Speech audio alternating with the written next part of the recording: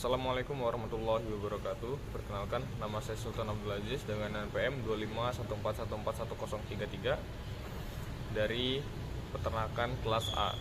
Di sini saya akan menjelaskan tata cara mandi jenabah.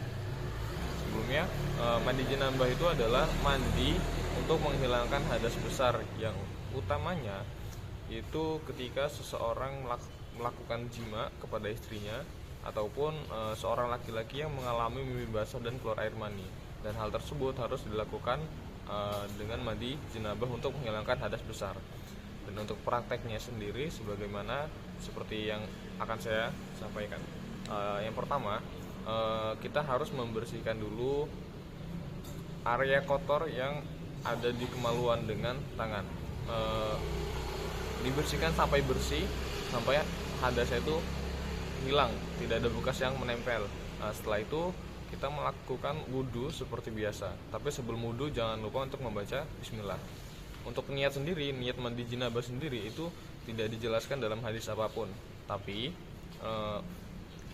disampaikan juga oleh hadis Nabi, jika ingin melakukan sesuatu untuk mengucapkan niat, bisa dalam hati ataupun dengan lisan. Dan saya memperhatikan yang dalam hati. Jadi niat kita dalam hati untuk membersihkan hadas besar.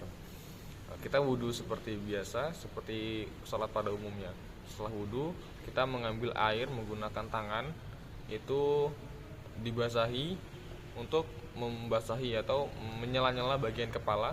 Di bagian kepala seperti ini, itu sebanyak 3 kali, ataupun ganjil, hitungan ganjil, sampai kepala terasa dingin, terasa segar. Dan kemudian setelah itu kita mengguyur area badan dari kepala sampai bawah, itu dari sisi kanan ke sisi kiri. Setelah kita guyur itu diratakan menggunakan tangan, sela-selanya dari sela-sela ketiak, sela-sela jari, semua sela-sela yang ada dalam tubuh itu harus terkena semua dengan air. Dan setelah itu kalau belum cuci kaki di wudhu yang sebelumnya, itu untuk cuci kaki terlebih dahulu dan membaca doa seperti doa setelah wudhu, yaitu asyhadu alla ilaha illallah wa asyhadu anna muhammadar rasulullah.